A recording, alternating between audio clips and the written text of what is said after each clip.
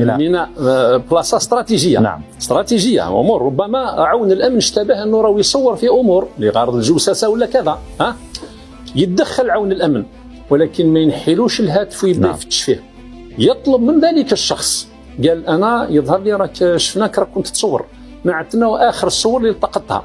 الشخص هو الذي يقوم بتصفح تحت اعين غابس، اما باش نحي لك البورطابل ونبدا نخرب فيه ونشوف الخصوصيات تاعك، هذا ممنوع. هذا عمل تحكمي، العقوبه تاعو جد وخيمه على اي عون امن يغلط في هذا الاجراء. اشتبهت فيها في هذا الامر هذا تطلب مني، قال وري لي اخر صور، نوري لك اخر صور. اذا لقيت بلي صور صح من هنا يمكن ان توقف الشخص وتحجز الهاتف. نعم. لكن ما تفحصوش حتى يعطيك وكيل الجمهوريه الامر بالاذن ما تفحص، لانه الهاتف فيه امور خاصه.